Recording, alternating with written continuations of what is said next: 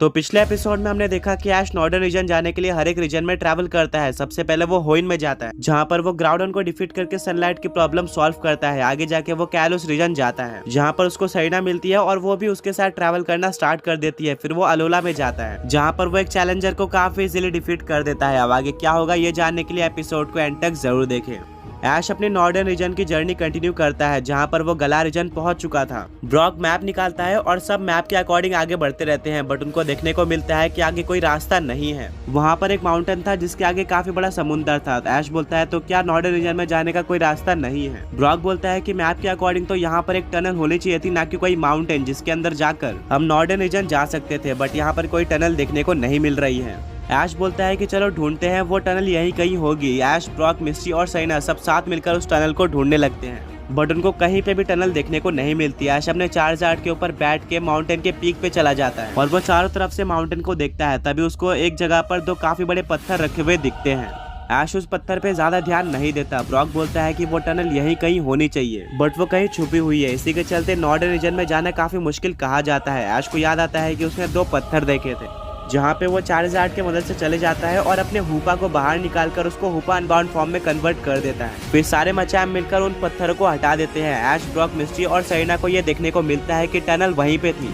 ऐश काफी ज्यादा खुश हो जाता है और चारों लोग उस टनल के अंदर एंटर कर देते हैं, जिसके बाद एक काफी तेज लाइट फ्लैश होती है। ऐश देखता है कि वो चार ट्रेनर्स और वो चार ट्रेनर्स पूछते हैं कि क्या तुम ही वर्ल्ड चैंपियन ऐश केचम हो और नॉर्डर्न रीजन जाना चाहते हो। ऐश बोलता है हाँ। तो वो चारों ट्रेनर्स बोलते हैं कि तुम्हें उससे पहले हमसे फाइट करना होगा, बट इसके कुछ रूल्स है। तुम्हें एक साथ हम चारों से बैटल करना है और तुम सिर्फ एक ही पोकेमॉन का यूज कर सकते हो।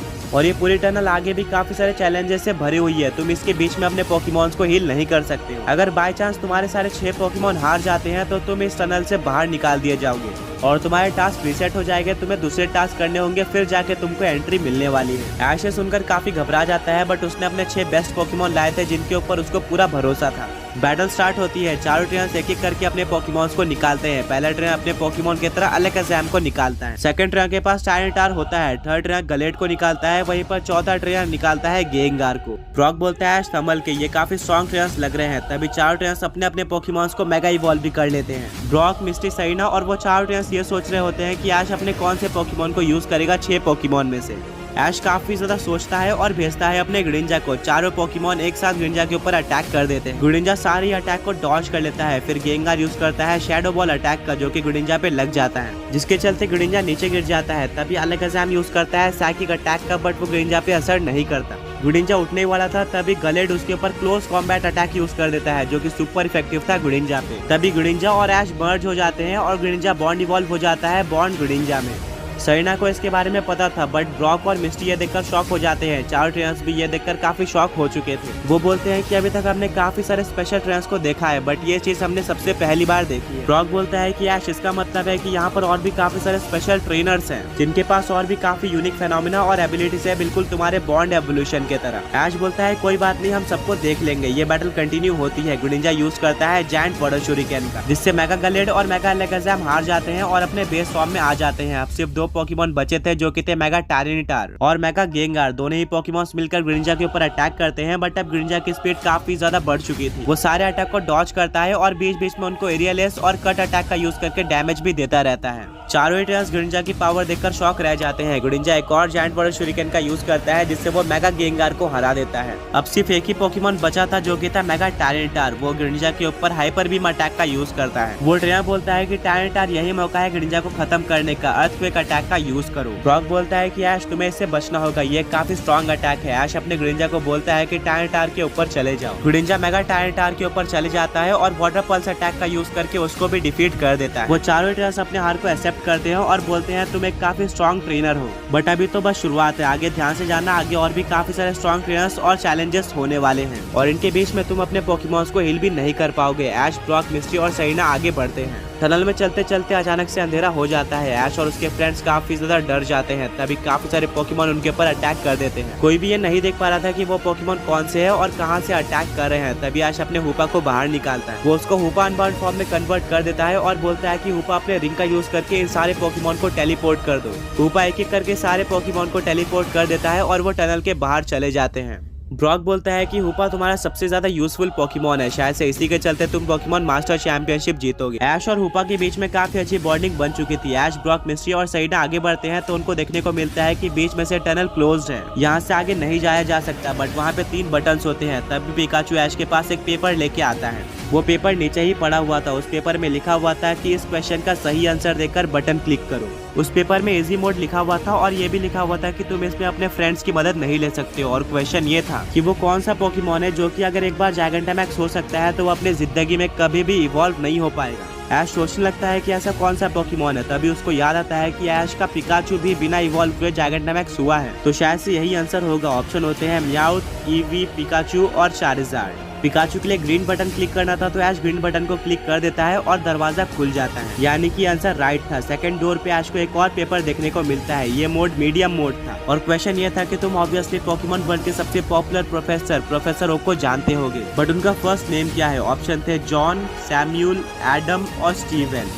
ऐश काफी ज्यादा कंफ्यूज हो जाता है क्योंकि उसने कभी भी प्रोफेसर ओक का पहला नाम नहीं सुना था। बट उसको याद आता है कि जब सेलेबी ने उसको टाइम ट्रेवल कराया था तो वो एक ट्रेनर से मिला था जिसका नाम सैम था और वो बिल्कुल प्रोफेसर ओक का चाइल्डहुड वर्जन लग रहा था। प्रोफेसर ओक भी बिल्कुल उसी तरह से बिहेव करते हैं। इसीलिए ऐश जाता है ऑप्शन बी यानी कि येलो बटन पे, जो कि था सैम्यूल। ऐश को पूरी तरह से कंफर्म नहीं था, इसीलिए वो काफी नर्वस था। बट सरप्राइजिंगली ये आंसर सही निकलता है और गेट खुल जाता है। अब आता है लास्ट मोड यानी कि हार्ड मोड। यहाँ पर अब तक का सबसे हार्ड क्वेश्चन था जिसको काफी कम ही लोग आंसर कर पाए हैं। ऐश नीचे से पेपर को उठाता है और उसमें लिखा होता है कि हम सबको पता है कि कुछ पोकेमोन ऐसे हैं जिनको मेगा इवॉल्व होने के बाद एक नई टाइपिंग मिल जाती है या फिर उनकी पुरानी टाइपिंग एक न्यू टाइपिंग के साथ रिप्लेस हो जाती है। बट वो कौन सा ऐसा पोकेमोन है जो कि मेगा इवॉल्व होने के बाद अपनी एक टाइपिंग लूज कर देता है, यानी कि वो डुअल टाइप से एक सिंगल टाइप पोकेमोन बन जाता है। ये काफी ज्यादा ट्रिकी क्वेश्चन था और इवन ऐश को भी पोकेमोन टाइपिंग के बारे में उतनी ज्यादा नॉलेज नहीं थी। ऑप्शन में थे एरोडैक्टाइल, रेक्वाजा, ऑर्डिनो और एग्रॉन। ऐश को पता था कि रेक्वाजा की टाइपिंग सेम रहती है, एरोडैक्टाइल की टाइपिंग भी सेम रहती है। उसको ऑर्डिनो और एग्रॉन में कंफ्यूजन था बट वो सेलेक्ट कर लेता है एग्रॉन को। इस बार ऐश को बिल्कुल भी नहीं पता था कि ये क्वेश्चन सही है या फिर गलत है। वो रेड बटन को दबा देता है बट इस बार गेट नहीं खुलता है। ऐश सोचता है कि उसने काफी बड़ी गलती कर दी है, इसका आंसर ऑर्डिनो था।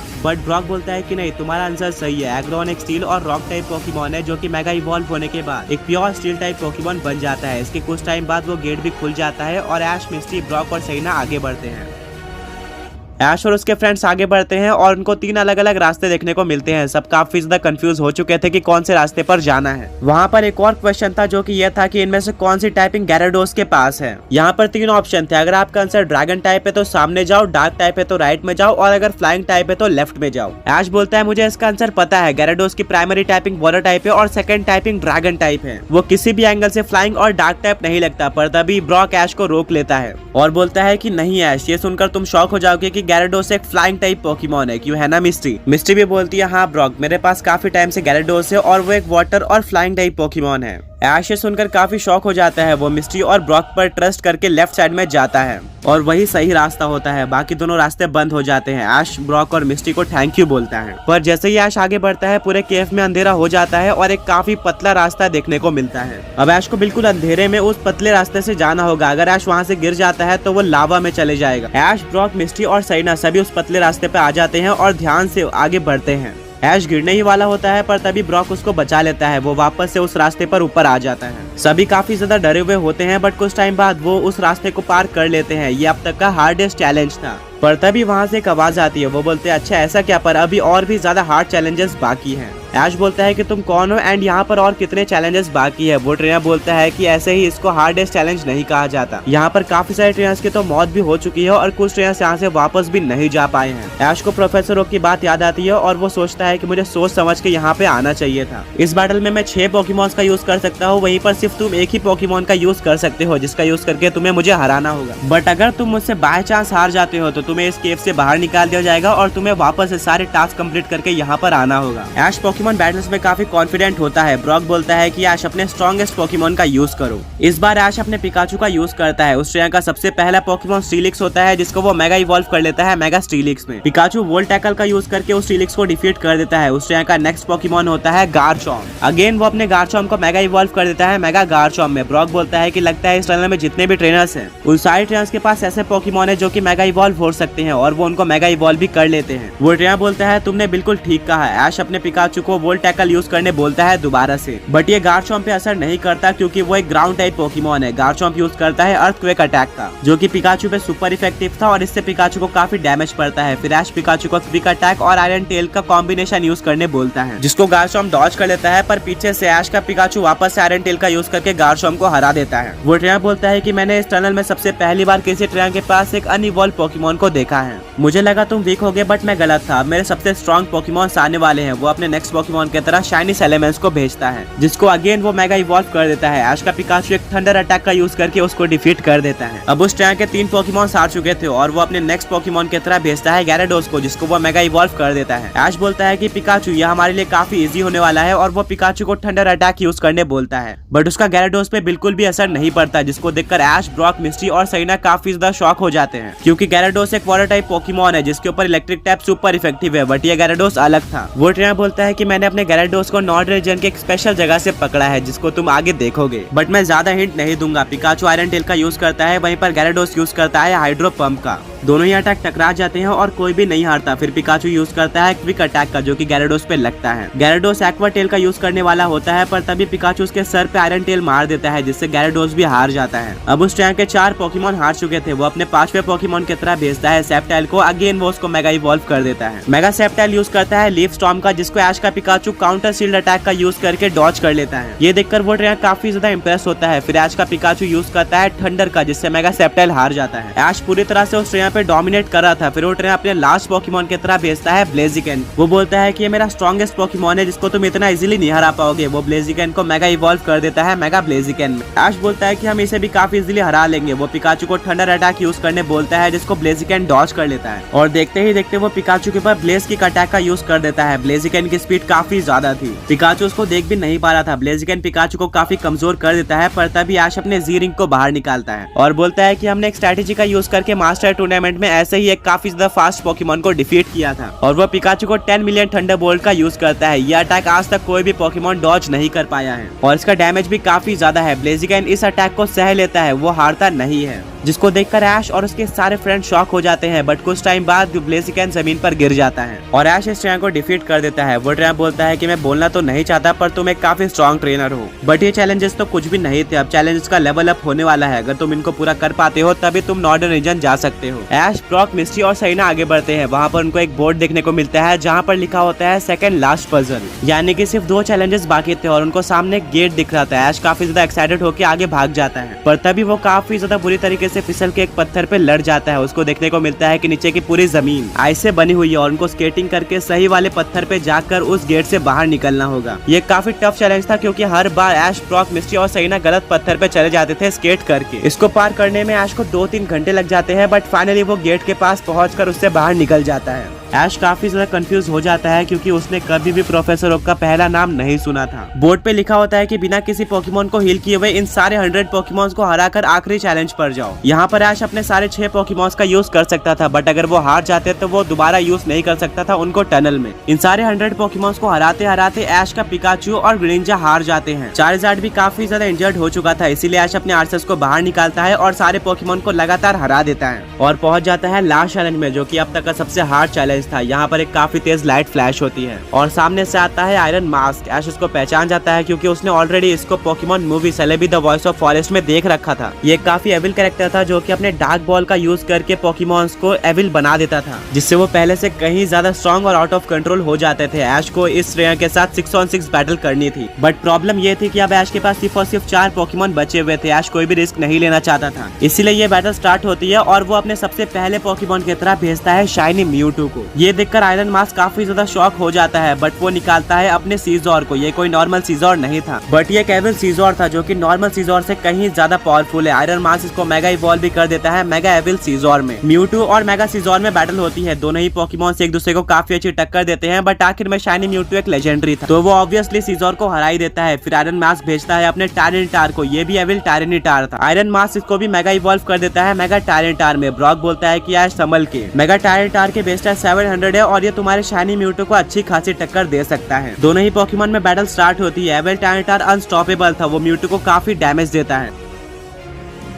टायरेटार यूज करता है डार्क पल्स अटैक का, जो कि म्यूटू पर सुपर इफेक्टिव होता है। इसका म्यूटू पे काफी ज्यादा डैमेज पड़ता है। फिर म्यूटू यूज करता है साइकिक अटैक का, जिससे टायरेटार इम्यून होता है, उसके ऊपर इस अटैक का डैमेज ही नहीं पड़ता। आयरन मास्क बोलता है कि लगता है तुम्हारे म्यूटू का काम हो गया। वो अपने टायरेटार को क्रंच अटैक यूज करने बोलता है, जो कि अगेन सुपर इफेक्टिव था म्यूटू पर। म्यूटू इससे भी डैमेज लेता है। म्यूटू काफी ज्यादा वीक लग रहा था, बट ऐश उसको हाइपर बीम अटैक को यूज करने बोलता है। वहीं पर टायरेटार भी हाइपर बीम अटैक का यूज करता है। दोनों के अटैक टकरा जाते हैं और दोनों पोकेमॉन्स को डैमेज पड़ता है। मेगा टायरेटार पूरी तरह से म्यूटू को डोमिनेट कर रहा था, जो कि ऐश, ब्रॉक, मिस्ट्री और सरीना किसी ने भी नहीं सोचा था। बट आयरन मास्क बोलता है कि एक mega evolve pseudo legendary Pokemon है, जो कि आउट ऑफ कंट्रोल भी है, तो ये किसी लेजेंडरी से भी ज्यादा पावरफुल है। मेगा टायरेटार वापस से डार्क पल्स अटैक का यूज करता है, जिसको म्यूटू बैरियर का यूज करके रोक देता है। ब्रॉक बोलता है कि ऐश तुम्हें अब कुछ एक्स्ट्रा ऑर्डिनरी करना होगा, वरना ये टायरेटार तो तुम्हारे शाइनी म्यूटू को काफी इजीली हरा लेगा। ऐश अपने स्ट्रेटेजी का यूज करके म्यूटू को मिस्ट अटैक का यूज करने बोलता है, जिससे आसपास फॉग हो जाता है। टायरेटार कुछ भी नहीं देख पा रहा था, फिर वो अपने म्यूटू को सुपर इफेक्टिव अटैक और स्पीयर यूज करने बोलता है। आयरन मास्क अपने टायरेटार को अर्थक्वेक अटैक यूज करने बोलता है, इसके लिए उसको म्यूटू को देखने की जरूरत नहीं थी। और स्पीयर मेगा टायरेटार पे लग जाता है, वहीं पर अर्थक्वेक अटैक भी म्यूटू पर लग जाता है। आयरन मास्क अपने टायरेटार को सैंडस्टॉर्म अटैक का यूज करने बोलता है, जिससे वहाँ पे सैंडस्टॉर्म आ जाता है और सारी फॉग हट जाती है। अब म्यूटू को सैंडस्टॉर्म से डैमेज पड़ रहा था और उसको देखने में भी दिक्कत हो रही थी। ऐश अपने म्यूटू को वापस से और स्पीयर अटैक यूज करने बोलता है। आयरन मास्क अपने टायरेटार को हाइपर बीम अटैक यूज करने बोल देता है, जिससे दोनों ही अटैक टकरा के खत्म हो जाते हैं। ऐश को प्रोफेसर ओक की बात याद आती है और वो सोचता है कि मुझे सोच समझ के यहाँ पे आना चाहिए था। इसके बाद टायरेटार वापस से एक डार्क पल्स अटैक का यूज करता है, जो कि अगेन सुपर इफेक्टिव था म्यूटू पर। इससे म्यूटू को काफी डैमेज पड़ता है और वो पूरी तरह से वीक हो चुका था, तभी उसको सैंडस्टॉर्म का डैमेज भी पड़ता है और शाइनी म्यूटू हार जाता है। ये देखकर ऐश, ब्रॉक, मिस्ट्री और सरीना काफी ज्यादा शॉक हो जाते हैं। आयरन मास्क बोलता है कि बस तुम्हारे म्यूटू के अंदर इतनी ही पावर थी, तुम्हें आगे जाके और भी बहुत ज्यादा स्ट्रॉन्ग ट्रेनर्स मिलने वाले हैं। मैं तो एक नॉर्मल ट्रेनर हूँ जिसने तुम्हारे शाइनी म्यूटू को हरा लिया है, तो सोचो कि आगे तुम्हारा क्या हाल होने वाला है। ऐश काफी ज्यादा डर जाता है और उसको प्रोफेसर ओक की बात याद आती है। ब्रॉक बोलता है कि तुम्हें सोच समझ के यहाँ पर आना चाहिए था, तुम कुछ ज्यादा ही एक्साइटेड हो गए थे, तुम्हें और ट्रेनिंग करनी चाहिए थी, क्योंकि ये अब तक की सबसे बड़ी चैंपियनशिप है और अगर तुम आयरन मास्क को नहीं डिफीट कर पा रहे हो तो तुम मास्टर चैंपियनशिप में पार्टिसिपेट करने लायक नहीं हो। ऐश सुनकर काफी ज्यादा गुस्सा हो जाता है और वो अपने चार्जार्ड को बाहर निकालता है, जिसको वो मेगा इवॉल्व कर देता है मेगा चार्जार्ड में। पर चार्जार्ड का बैलेंस थोड़ा सा बिगड़ जाता है। ब्रॉक बोलता है कि तुमने ऑलरेडी 100 पोकेमॉन के बैटल में चार्जार्ड को काफी ज्यादा वीक कर दिया था, तो अब इसके हारने के ज्यादा चांस है। ऊपर से मेगा चार्जार्ड एक्स ग्राउंड और रॉक टाइप से वीक है। ऐश बोलता है कोई बात नहीं, हम टाइप वीकनेस पे विश्वास नहीं रखते हैं। टायरेटार स्टार्ट करता है अर्थक्वेक अटैक के साथ। ऐश अपने चार्जार्ड को उड़ने बोलता है, जिसके चलते उसके ऊपर अर्थक्वेक अटैक का डैमेज नहीं पड़ता है। मेगा टायरेटार स्टोनेज अटैक का यूज करता है, जो कि चार्जार्ड पे लग जाता है, इससे चार्जार्ड को काफी डैमेज पड़ता है। फिर ऐश का चार्जार्ड यूज करता है ड्रैगन टेल अटैक का। ये काफी ज्यादा स्ट्रॉन्ग अटैक था, जिसका टायरेटार पे डैमेज पड़ता है। आयरन मास्क ये देखकर शॉक हो जाता है कि एक नॉर्मल अटैक का भी टायरेटार पे काफी ज्यादा डैमेज पड़ गया है। ऐश बोलता है कि मैं ऐसे ही मास्टर चैंपियनशिप में नहीं आ गया हूँ, मैंने और चार्जार्ड ने मिलकर काफी ट्रेनिंग की है। टायरेटार यूज करता है क्रंच अटैक का, जिसको चार्जार्ड डॉज कर लेता है। फिर चार्जार्ड यूज करता है मेगा पंच का, पर जैसे ही चार्जार्ड पास आता है टायरेटार हाइपर बीम अटैक का यूज कर देता है, जिससे चार्जार्ड को काफी डैमेज पड़ जाता है, क्योंकि उसको ये अटैक क्लोज रेंज में लग गया था और वो ऑलरेडी वीक था। ऐश अपने चार्जार्ड को खड़े होने बोल देता है। वो काफी मुश्किल से वापस से खड़ा होता है। ऐश बोलता है कि चार्जार्ड लगता है तुम ज्यादा देर वहाँ पे नहीं रह सकते, इसीलिए चलो अपने स्ट्रॉन्गेस्ट अटैक का यूज करते हैं। सैस बिग टॉस यूज करो। चार्जार्ड टायरेटार को पकड़ लेता है और उसको आसमान में लेके चले जाता है। आयरन मास्क बोलता है टायरेटार क्रंच अटैक का यूज करो, जिसके चलते हवा में ही टायरेटार चार्जार्ड को क्रंच कर लेता है। चार्जार्ड टायरेटार को नीचे पटक देता है, जिससे मेगा टायरेटार अपने बेस फॉर्म में आकर हार जाता है। ऐश काफी ज्यादा खुश होता है, बट तभी उसका मेगा चार्जार्ड एक्स भी बेस फॉर्म में आ जाता है, यानी कि वो भी हार चुका था। टायरेटार ने ऐश के दो काफी मेन पोकेमॉन्स को अकेले हरा दिया था। आयरन मास्क बोलता है कि अभी भी वक्त है, यहाँ से चले जाओ। ऐश बोलता है कि मैं आखिरी दम तक हार नहीं मानता। आयरन मास्क बोलता है कोई बात नहीं, तुम्हें तो मेरे पोकेमॉन ही यहाँ से भगाएंगे, और वो भेजता है अपने पिजियॉट को।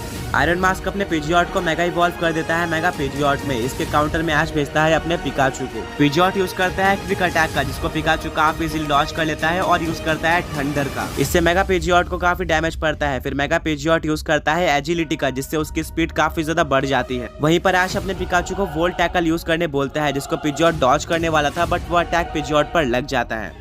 पिजियोट सैंड अटैक का यूज करता है जिससे पिकाचू की आंखों में मट्टी चली जाती है और वो ब्लाइंड हो जाता है। इसी का फायदा उठाते हुए पिजियोट यूज करता है विंग अटैक का, बट ऐश अपने पिकाचू को एक ही जगह पर रुकने बोलता है और जैसे ही एविल पिजियोट विंग अटैक करने पास आ जाता है, ऐश अपने पिकाचू को वोल्ट टैकल यूज करने बोलता है। दोनों ही अटैक टकरा जाते हैं बट पिकाचू पूरी तरह से डोमिनेट कर लेता है इस अटैक को और पिजियोट हार जाता है। पिकाचू ने पिजियोट को आसपास भी नहीं आने दिया था। आयरन मास्क अपने पिजियोट को वापस बुलाता है और भेजता है एविल एरोडैक्टाइल को। ये भी एक डार्क एरोडैक्टाइल था जिसको वो मेगा इवॉल्व कर देता है मेगा एरोडैक्टाइल में। मेगा एरोडैक्टाइल स्टार्ट करता है रॉक स्लाइड अटैक से जिसका पिकाचू के ऊपर काफी ज्यादा डैमेज पड़ता है। पिकाचू यूज करता है थंडर अटैक का जिसको एरोडैक्टाइल डॉज कर लेता है और यूज करता है गीगा इम्पैक्ट का। पिकाचू भी इसको डॉज कर लेता है और यूज करता है वोल्ट टैकल का। यह अटैक फाइनली एरोडैक्टाइल पर लगता है और एरोडैक्टाइल काफी डैमेज लेता है। फिर एरोडैक्टाइल यूज करता है स्टोन एज अटैक का जो कि पिकाचू पे लगता है। पिकाचू को इससे डैमेज पड़ता है। ऐश बोलता है कि पिकाचू चलो इस बैटल को खत्म करते हैं और इलेक्ट्रो वेब अटैक का यूज करने बोलता है। एरोडैक्टाइल इसको डॉज करने वाला होता है पर तभी यह अटैक एरोडैक्टाइल पर लग जाता है और वो फंस जाता है। फिर ऐश अपने पिकाचू को वोल्ट टैकल और इलेक्ट्रो बॉल का कॉम्बिनेशन यूज करने बोलता है। पिकाचू एक काफी बड़ा इलेक्ट्रो बॉल बना देता है और एरोडैक्टाइल पर यूज करता है जो कि वोल्ट टैकल के साथ ही साथ एरोडैक्टाइल पर लग जाता है जिससे वो बच नहीं पाता और हार जाता है। ये one of the strongest move combination था जिसको देखकर आयरन मास्क काफी ज्यादा शॉक हो चुका था। अब आयरन मास्क के पास सिर्फ 2 पोकेमॉन बचे थे। ये 2 वर्सेस 2 पोकेमॉन की बैटल हो चुकी थी। वो अपने 5th पोकेमॉन के तरह भेजता है केविल गेंगार को जिसको वो मेगा इवॉल्व कर देता है मेगा गेंगार में। पिकाचू स्टार्ट करता है थंडर के साथ जिसको गेंगार जमीन के अंदर जाके डॉज कर लेता है। फिर गेंगार पिकाचू के पीछे से आकर यूज करता है शैडो बॉल का जिसको पिकाचू डॉज नहीं कर पाता और उसको काफी डैमेज पड़ता है। फिर पिकाचू यूज करता है वोल्ट टैकल का जिसको मेगा गेंगार डॉज करके यूज करता है हिप्नोसिस अटैक का जिसको पिकाचू डॉज नहीं कर पाता और वो सो जाता है। अब पिकाचू कुछ टर्न्स के लिए बैटल नहीं कर सकता था। इसका फायदा उठाकर गेंगार यूज करता है डेस्टिनी बॉन्ड का और फिर काफी सारे ड्रीम ईटर और नाइट शेड अटैक का यूज करता है जिससे लगातार पिकाचू को काफी डैमेज पड़ता है। अगर पिकाचू थोड़ी देर में नहीं उठता तो वो डेफिनेटली हार जाता है। ऐश अपने पिकाचू को उठने बोलता है।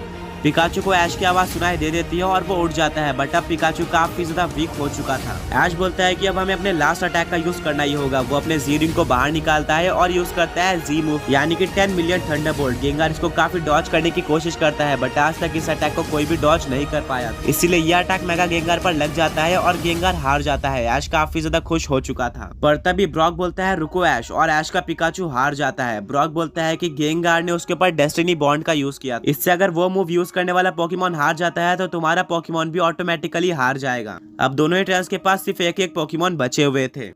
आयरन मास्क बोलता है कि अब मेरा स्ट्रॉन्गेस्ट पोकेमॉन आने वाला है। अगर तुमको मेरे इन पोकेमॉन से दिक्कत हो गई तो ये पोकेमॉन तो तुम्हें इजीली हरा देगा। जिसके बाद आयरन मास्क अपना डार्क बॉल निकाल के भेजता है सेलेबी को। ये ग्रास टाइप की मिथिकल पोकेमॉन थी। ऐश भी स्माइल देता है और बोलता है कि मेरा लास्ट पोकेमॉन भी ऐसा वैसा पोकेमॉन नहीं है। जिसके बाद ऐश अपने पोकेबॉल को निकालकर थ्रो करता है जिससे निकलता है normal type mythical Pokemon RCS. Iron mask के देखकर काफी ज्यादा शॉक हो जाता है कि उसके पास आरसीएस था जो कि सेलेबी को काफी इजीली हरा सकता था। पर ब्रॉक बोलता है कि ऐश थोड़ा संभल के बैटल करना क्योंकि वो सेलेबी कोई नॉर्मल सेलेबी नहीं है, वो एक डार्क सेलेबी है जो कि आउट ऑफ कंट्रोल है। वो तुम्हारे आरसीएस को काफी अच्छी टक्कर दे सकती है। ऐश बोलता है कि मुझे अपने आरसीएस पर पूरा भरोसा है। सबसे पहले ऐश अपने आरसीएस को मल्टी टाइप एबिलिटी यूज करने बोलता है और फिर वो उसको फायर प्लेट देकर उसको फायर टाइप बना देता है जिससे अब आरसीएस का हर एक जजमेंट अटैक फायर टाइप का होगा जो कि सेलेबी पर सुपर इफेक्टिव है। और अब सेलेबी के ग्रास टाइप अटैक भी आरसीएस पे ज्यादा असर नहीं करेंगे। बैटल स्टार्ट होती है। सेलेबी सबसे पहले लीड सीड अटैक का यूज करती है जो कि आरसीएस पे लग जाता है। अब हर एक टर्न में आरसीएस की हेल्थ कम होगी और वो हेल्थ सेलेबी को मिलती जाएगी जिससे सेलेबी को काफी बड़ा एडवांटेज था। ऐश अपने आरसीएस को एक्सट्रीम स्पीड अटैक यूज करने बोलता है। यह अटैक काफी फास्ट था, सेलेबी उसको देख भी नहीं पाती और आरसीएस का अटैक उस पर लग जाता है जिससे सेलेबी को काफी डैमेज पड़ता है। फिर सेलेबी यूज करती है लीफ स्टॉर्म अटैक का।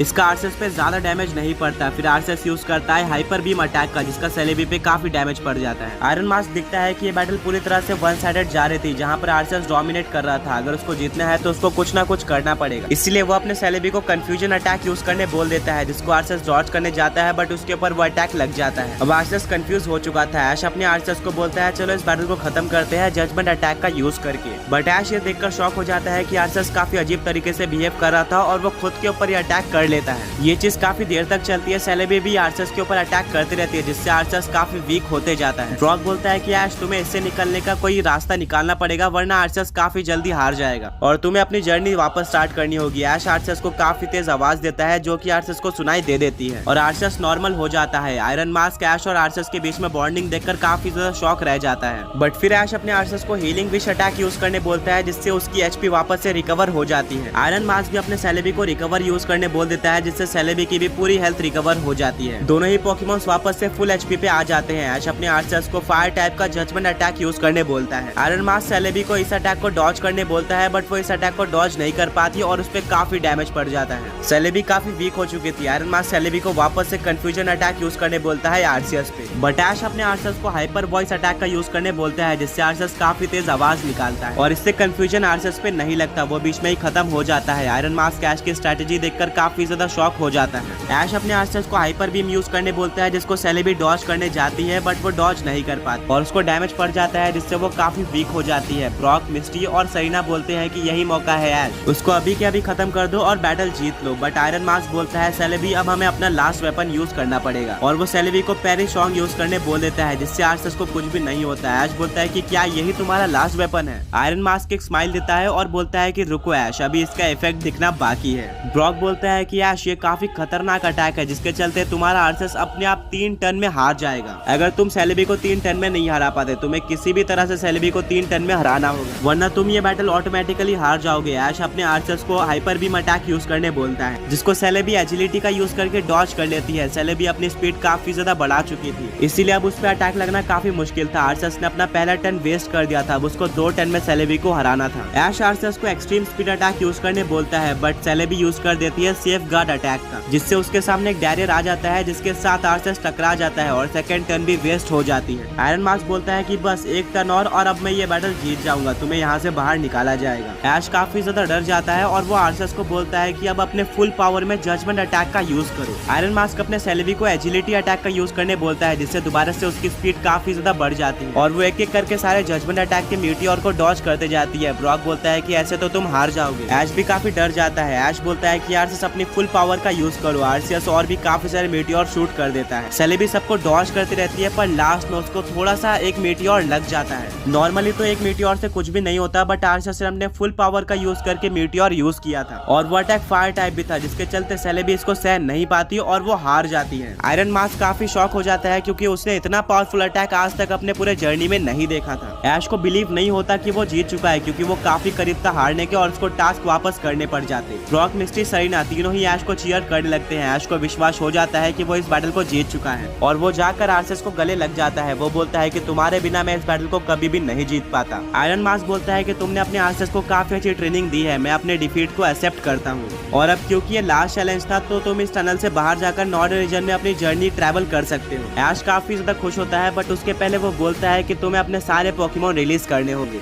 तुम एक नॉर्मल इनोसेंट पोकेमॉन को अपने डार्क बॉल में कैच करके उनको एविल बना देते हो और वो आउट ऑफ कंट्रोल हो जाते हैं। उनके पास सोचने की शक्ति नहीं बचती, जो कि काफी ज्यादा बेकार चीज है। तुम्हें इन पोकेमॉन्स को रिलीज करना होगा। आयरन मास्क बोलता है कि कुछ भी हो जाए मैं इन पोकेमॉन्स को रिलीज नहीं करने वाला। ऐश अपने आर्सियस को बाहर निकालता है और बोलता है कि आर्सियस आयरन मास्क के ऊपर हाइपर बीम अटैक का यूज करो, जो कि आयरन मास्क पर लग जाता है। आयरन मास्क मरते मरते बचा होता है जिसके चलते वो ऐश की बात मानकर अपने सारे पोकेमॉन्स को डार्क बॉल से रिलीज कर देता है। वो पोकेमॉन्स काफी ज्यादा खुश होते हैं और ऐश को थैंक यू बोलते हैं। काफी टाइम बाद वो अपने नॉर्मल फॉर्म में आए थे। आयरन मास्क बोलता है कि ये तो मेरी जॉब है, यहाँ पे जितने भी चैलेंजर्स आते हैं उन सबको मुझसे बैटल करना होता है, तो अब मेरे पास उनसे बैटल करने के लिए पोकेमॉन कहाँ से आएंगे। ऐश बोलता है कि क्या यहाँ पे आसपास कोई पोकेमॉन सेंटर है। आयरन मास्क बोलता है कि यहाँ इस टनल के बाहर ही एक पोकेमॉन सेंटर है जहाँ पर चैलेंजर्स को नहीं जाने दिया जाता है, बट अब क्योंकि तुमने सारे चैलेंजर्स पूरे कर लिए हैं तो तुम्हें वहाँ पर जाने दिया जाएगा। आयरन मास्क के साथ ऐश उस पोकेमॉन सेंटर में जाता है जहाँ पर सबसे पहले वो अपने सारे 6 पोकेमॉन्स को हील करता है। वो सबको बाहर निकालता है और सारे पोकेमॉन काफी खुश होते हैं क्योंकि ऐश ने टनल को पार कर लिया था। ऐश पीसी पर जाता है और वो प्रोफेसर ओक से अपने 6 पोकेमॉन्स मंगवा लेता है जो कि फुली इवॉल्व होते हैं। ये पोकेमॉन्स थे स्लेकिंग, इलेक्टिवायर, अलकाज़am, मैग्मोर्टर, स्टीलिक्स और मैलामार। इन पोकेमॉन्स को ऐश ने अपने जर्नी के बीच में पकड़ा था और वो सारे 6 पोकेमॉन्स आयरन मास्क को दे देता है। आयरन मास्क काफी खुश होकर उन सारे पोकेमॉन्स को ले ले लेता है और दोबारा से टनल के अंदर चले जाता है चैलेंजर से बैटल करने के लिए। वहीं पर दूसरी तरफ ऐश, मिस्टी, ब्रॉक और सेरेना सबसे पहली बार नॉर्डर्न रीजन में आए थे और वो ये देखकर काफी शॉक हो जाते हैं कि ये काफी ज्यादा ब्यूटीफुल जगह है, जबकि प्रोफेसर ओक ने उनको बताया था कि यहाँ पर काफी खतरनाक पोकेमॉन और ट्रेनर्स होंगे। ब्रॉक बोलता है कि इतने जल्दी हमें इसको जज नहीं करना चाहिए, हो सकता है कि खाली हमारी एंट्री ही ब्यूटीफुल हो। तभी वहाँ पर सेरेना को एक फॉसिल रिस्टोरेशन सेंटर दिखता है। सेरेना बोलती है कि उसने आज तक कोई भी फॉसिल पोकेमॉन कैच नहीं किया है, वो देखना चाहती है कि कैसे फॉसिल पोकेमॉन को रिवाइव किया जाता है। ब्रॉक और ऐश को याद आता है कि उनको केव के अंदर फॉसिल्स मिले थे।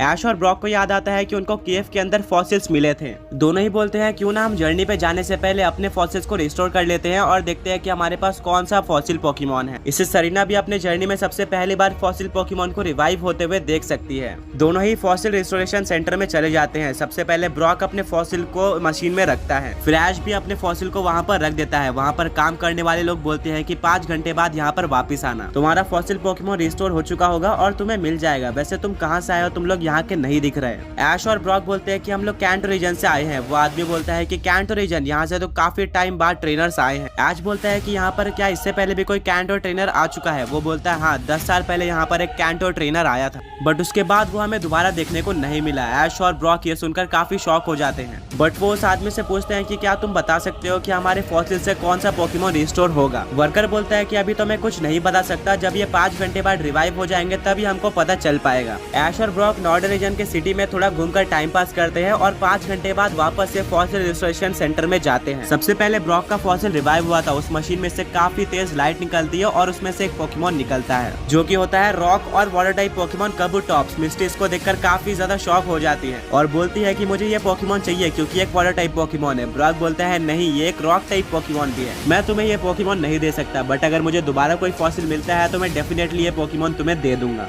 मिस्टी काफी सैड हो जाती है। फिर ऐश की बारी आती है और वो अपने फॉसिल के मशीन के पास जाता है जहाँ से एक ब्राइट लाइट निकलती है और ऐश का फॉसिल रिवाइव हो जाता है टायरेंट्रम पोकेमॉन में। ये काफी ज्यादा स्ट्रॉन्ग फुली इवॉल्व पोकेमॉन था। ऐश इसको देखकर काफी ज्यादा खुश हो जाता है और वो अपने टायरेंट्रम को रख लेता है। अब फाइनली ऐश, ब्रॉक, मिस्टी और सेरेना अपनी जर्नी कंटिन्यू करने का डिसाइड करते हैं और वो लोग इस सिटी से बाहर जा रही होते हैं, पर तभी वहाँ पर एक पोकेमॉन कैरेक्टर होती है जो कि उनको बोलती है कि तुम लोग काफी स्पेशल ट्रेनर्स हो, यहाँ पर आज तक सिर्फ और सिर्फ 20 ट्रेनर्स ही एंटर कर पाए हैं और तुम उनमें से एक हो, इसलिए तुम्हें कुछ स्पेशल चीजें दी जा रही है। वो कैरेक्टर ऐश को काफी सारे पोशंस देती है और कुछ पोकेबॉल्स देती है। ये पोकेबॉल्स नॉर्डर्न पोकेबॉल्स थे जिनका यूज करके ऐश नॉर्डर्न रीजन के पोकेमॉन्स को इजीली कैच कर सकता है। ऐश को और भी काफी सारी यूजफुल चीजें दी जाती है जो कि उसको आगे काम आने वाली है। वो बोलती है कि ध्यान से, ये सिटी उन ट्रेनर्स को वेलकम करने के लिए थी जो कि टनल को पार करके यहाँ पर मेहनत से आ पाए हैं, बट अब आगे असली नॉर्डर्न रीजन स्टार्ट होगा जो कि तुमने जितना सोचा है उससे भी ज्यादा हार्ड होने वाला है। यहाँ पर 20 ट्रेनर्स तो गए हैं, बट उनमें से सिर्फ 2 ट्रेनर्स वापस आ पाए हैं और वो भी मास्टर चैंपियनशिप नहीं जीत पाए हैं, आधे रास्ते से वापस आ गए थे।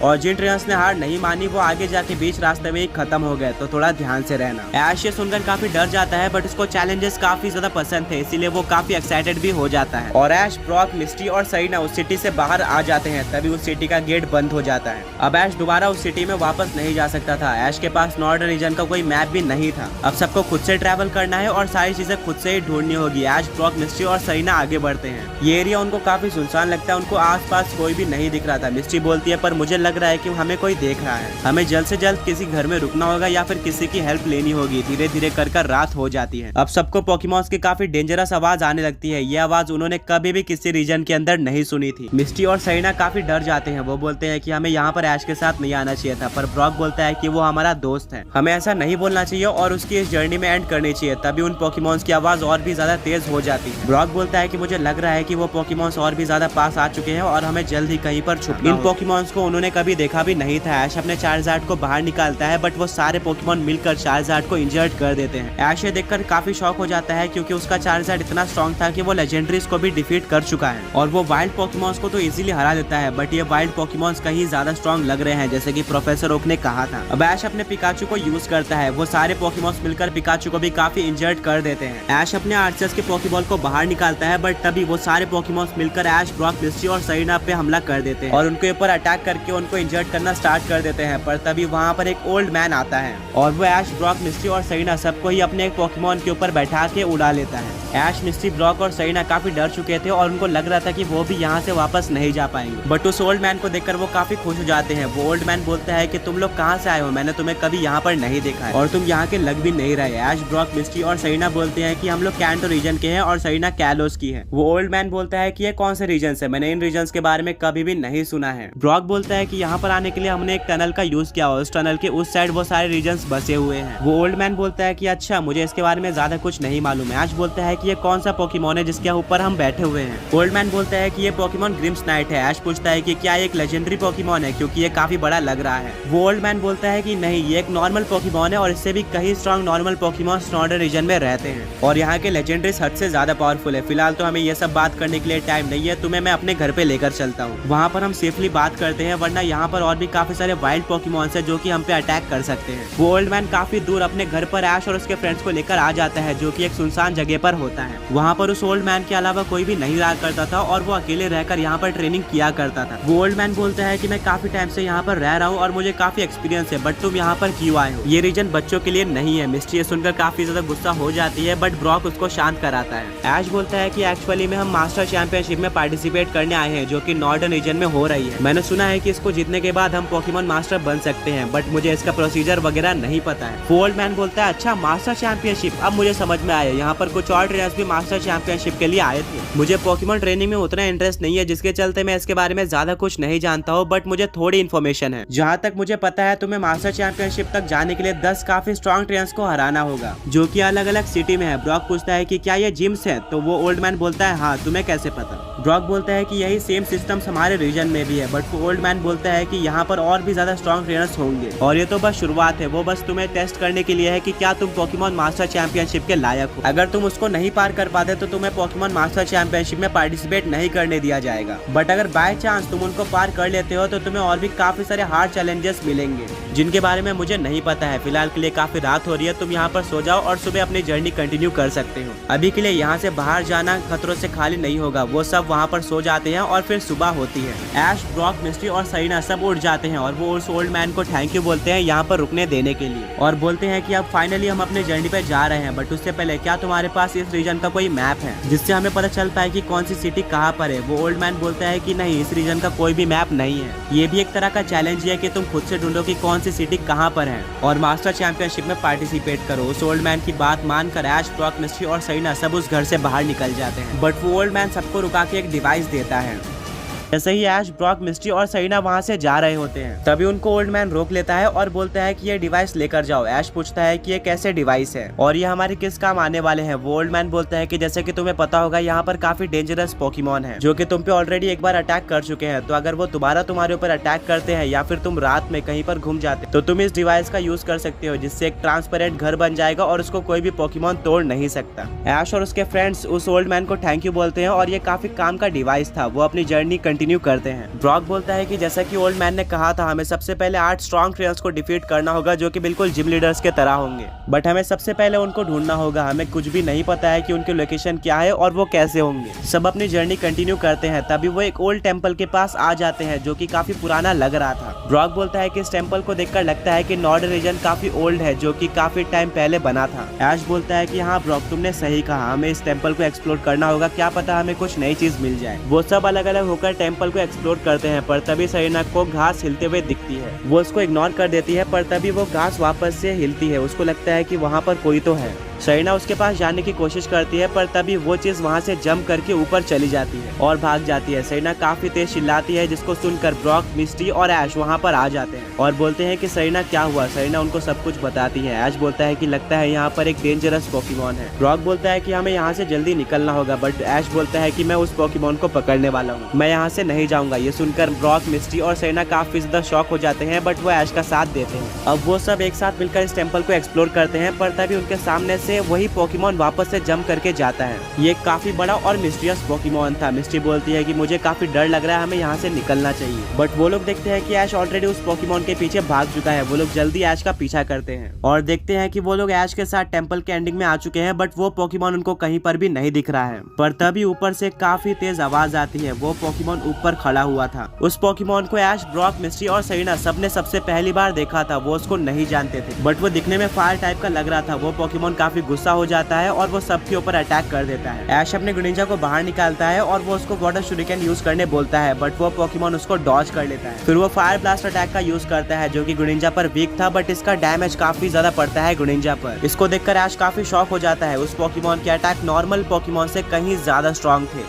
अब ऐश अपने ग्रेनिंजा को वापस बुलाता है और भेजता है अपने चार्जार्ड को। अब ये बैटल दो फायर टाइप पोकेमॉन्स में थी। दोनों ही पोकेमॉन के बीच में टक्कर की फाइट होती है। लास्ट में ऐश अपने चार्जार्ड को साइज़मिक टॉस यूज करने बोल देता है। चार्जार्ड उस पोकेमॉन को आसमान में लेकर जाता है और नीचे लाकर पटक देता है, जिससे वो पोकेमॉन काफी वीक हो जाता है। फिर ऐश अपने नॉर्डन पोकेबॉल्स को निकालता है और उस पोकेमॉन के ऊपर फेंकता है, बट वो पोकेबॉल वापस से ऐश के हाथ में आ जाता है। ऐश सोचता है कि ऐसा क्यों हुआ। ब्रॉक बोलता है कि शायद से इस पोकेमॉन को किसी ने ऑलरेडी कैच करके रखा है और ये यहाँ पर है, तो इसका ट्रेनर भी कहीं आसपास ही होगा। ऐश उसके पास जाता है और पोशन लगाने की कोशिश करता है, बट वो पोकेमॉन काफी गुस्से में था और वहाँ से जंप मारकर भाग जाता है। ऐश, ब्रॉक, मिस्ट्री और सरीना उस पोकेमॉन को फॉलो करते हैं और कुछ टाइम बाद वो पोकेमॉन टेंपल के बीच में आ जाता है, जहाँ पर ऐश और उसके फ्रेंड्स देखते हैं कि उस पोकेमॉन के सर पे किसी ट्रेनर ने हाथ रखा है और ऐश ये देखकर शॉक हो जाता है कि वो ट्रेनर और कोई नहीं बल्कि उसका सीनो राइवल पॉल है। वो जोर का चिल्लाता है पॉल। पॉल ऐश को देख लेता है और ऐश पूछता है, पॉल तुम यहाँ पर क्या कर रहे हो? ये तो नॉर्डर्न रीजन है, यहाँ पर क्या तुम पोकेमॉन मास्टर चैंपियनशिप में पार्टिसिपेट करने आए हो? पॉल भी ऐश को देखकर शॉक हो जाता है और वो भी ऐश से यही सवाल पूछता है कि तुम यहाँ पर क्या कर रहे हो?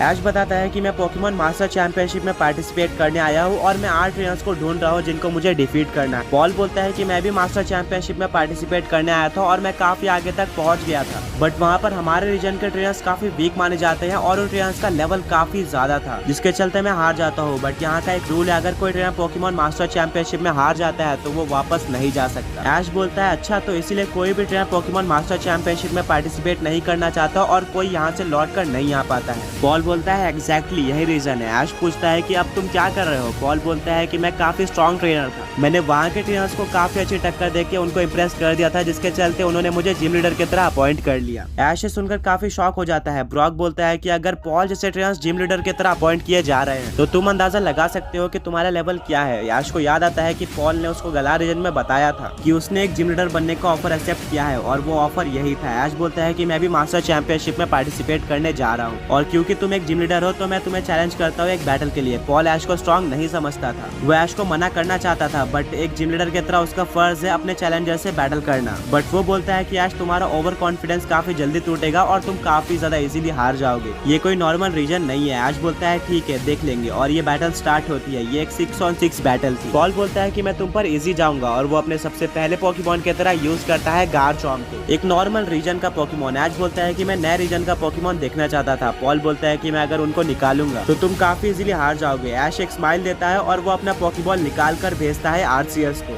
पॉल इसको देखकर शॉक हो जाता है और बोलता है क्या आर्सियस, तुमने आर्सियस को कभी कैच किया? ये तो पोकेमॉन वर्ल्ड का गॉड है। ब्रॉक, मिस्ट्री और सरीना हंसने लगते हैं। उनको पता था कि ऐश कभी भी आर्सियस को अपने पहले पोकेमॉन की तरह नहीं भेज, बट वो पॉल का ओवर कॉन्फिडेंस तोड़ना चाहता था। पॉल बोलता है कि मैंने गलती कर दी गार्चॉम्प को भेजकर, बट फिर भी मेरा गार्चॉम्प काफी स्ट्रॉन्ग है। ये बैटल स्टार्ट होती है और ऐश अपने आर्सियस को मल्टी टाइप एबिलिटी का यूज करके कन्वर्ट कर देता है आइस टाइप में। गार्चॉम्प स्टार्ट करता है अर्थक्वेक अटैक के साथ, जिसको आर्सियस फ्लोट करके डॉज कर लेता है। ऐश अपने आर्सियस को बोलता है चलो पॉल को शुरुआत में अपनी फुल पावर दिखा देते हैं, आइस टाइप का जजमेंट अटैक यूज करो। पॉल ने इससे पहले कभी भी आर्सियस को नहीं देखा था और ना ही उसको अपना सिग्नेचर मूव यानी कि जजमेंट अटैक यूज करते हुए देखा था। आर्सियस जजमेंट अटैक का यूज करता है, जिसको गार्चॉम्प डॉज करने की कोशिश करता है, पर सारे मीटियोर उस पर लग जाते हैं और इससे गार्चॉम्प 4 टाइम वीक था, जिसके चलते इस एक ही अटैक से गार्चॉम्प हार जाता है। ऐश बोलता है क्यों पॉल, कैसा लगा? तुम्हें किसी भी ट्रेनर को अंडर एस्टिमेट नहीं करना चाहिए। मैं पोकेमॉन मास्टर चैंपियनशिप में पार्टिसिपेट करने आया हूँ, तो मैं डेफिनेटली वीक तो नहीं होऊंगा। पॉल बोलता है रुको ऐश, अभी तुम्हारा असली टेस्ट बाकी है।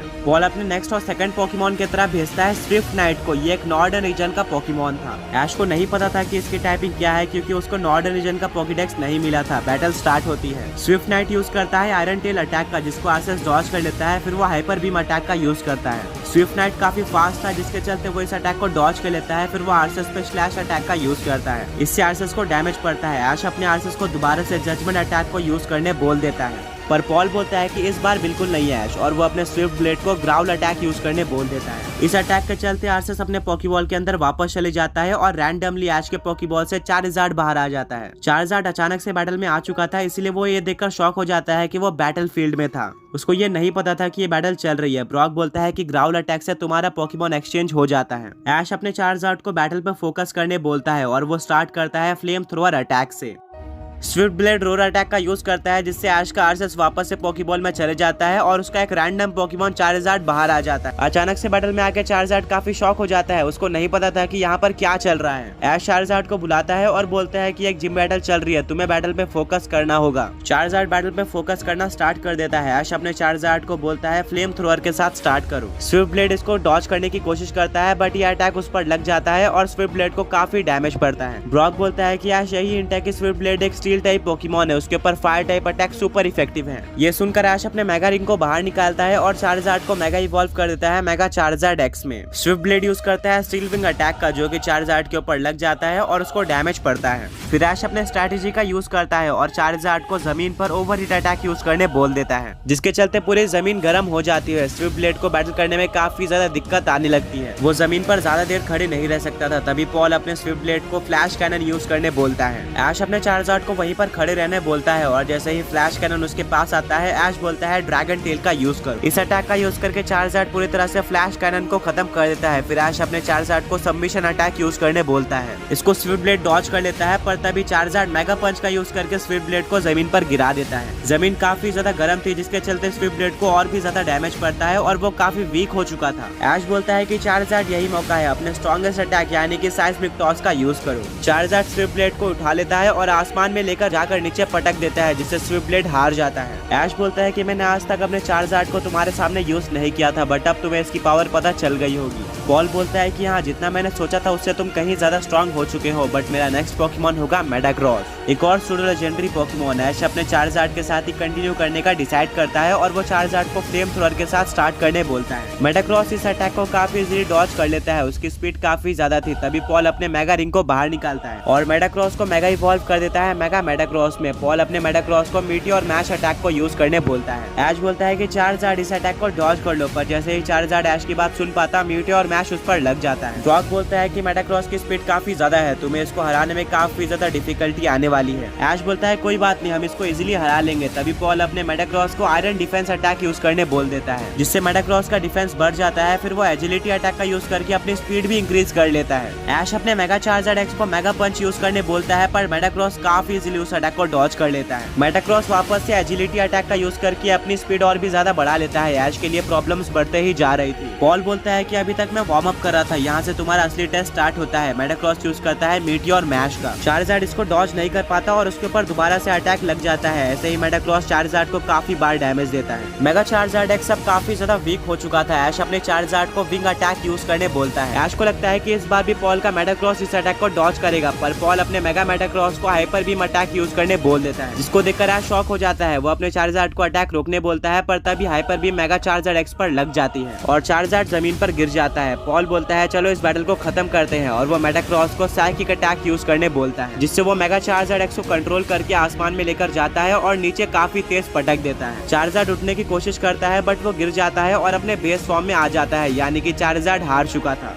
ऐश अपने चार्जार्ड को वापस बुलाता है और भेजता है गुडिंजा को। अब ये बैटल दो काफी ज्यादा फास्ट पोकेमॉन में थी। गुडिंजा स्टार्ट करता है कट अटैक के साथ पर मेगा मेडाक्रॉस उसको काफी इजीली डॉज कर लेता है। ऐश बोलता है कि मेडाक्रॉस की स्पीड कुछ ज्यादा ही हो गई है, उसको देखना तक मुश्किल है। ब्रॉक बोलता है हाँ, मेगा इवॉल्व होने से उसकी स्पीड इंक्रीज हुई थी, ऊपर से उसने काफी बार एजिलिटी अटैक यूज कर लिया है। तो अब ये तुम्हारे लिए चैलेंज है कि तुम मेडाक्रॉस को कैसे डिफीट करती हो। उतने ही देर में मेडाक्रॉस यूज करता है मीटियोर मैश का। गुडिंजा इसको डॉज नहीं कर पाता और उसको काफी ज्यादा डैमेज पड़ता है। ऐश अपने गुडिंजा को वाटर शुरिकेन यूज करने बोलता है। पॉल अपने मेडाक्रॉस को आयरन डिफेंस अटैक यूज करने बोलता है जिसके चलते उसका डिफेंस काफी बढ़ जाता है और वाटर शुरिकेन उसके ऊपर काफी कम डैमेज करता है। ऐश मेडाक्रॉस से काफी ज्यादा फ्रस्ट्रेट हो चुका था, वो अपने गुडिंजा को एरियल एस अटैक यूज करने बोल देता है पर जैसे ही गुडिंजा पास आता है मेगा मेडाक्रॉस यूज करता है हैमर आर्म अटैक का जिससे गुडिंजा पे काफी डैमेज पड़ता है क्योंकि एक सुपर इफेक्टिव अटैक था। पॉल बोलता है कि क्या तुम्हारे गुडिंजा में बस इतना ही दम था, मैं सही था कि तुम एक काफी वीक ट्रेनर हो। तभी ऐश का गुडिंजा खड़े हो जाता है और एक काफी ज्यादा बड़ा वाटर टोर्नेडो फॉर्म होता है यानी कि ऐश का गुडिंजा बॉन्ड इवॉल्व हो चुका था ऐश गुडिंजा में। ऐश और गुडिंजा मर्ज हो चुके थे, गुडिंजा की डिजाइन भी बदल जाती है। पॉल बोलता है कि क्या गुडिंजा के पास तो कोई मेगा एवोल्यूशन नहीं है। तो ये कौन सा फॉर्म है, मैंने आज तक ऐसा कुछ नहीं देखा था। ऐश बोलता है कि ये बॉन्ड एवोल्यूशन है जो कि सिर्फ और सिर्फ मेरे पास और ग्रिंजा के पास है, और अब तुम्हें इसकी स्पेशलिटी भी पता चलेगी। ऐश अपने ग्रिंजा को कट अटैक यूज करने बोलता है। मेटाक्रॉस इस बार भी इस अटैक को डॉज कर लेता है, यानी कि बॉन्ड इवॉल्व होने के बाद भी ग्रिंजा मेटाक्रॉस की स्पीड को मैच नहीं कर पा रहा था। तभी ऐश को याद आता है कि उसके ग्रिंजा ने रिसेंटली स्पाइक अटैक सीखा था, जिसको वो यूज करने बोल देता है। इससे बैटल ग्राउंड के हर एक जगह पे कांटे आ जाते हैं, यानी कि मेटाक्रॉस जब भी जमीन पे आएगा तो उसको डैमेज पड़ेगा। पॉल अपने मेटाक्रॉस को मैग्नेटाइज अटैक का यूज करने बोल देता है। इससे वो फ्लोट करने लगता है हवा में,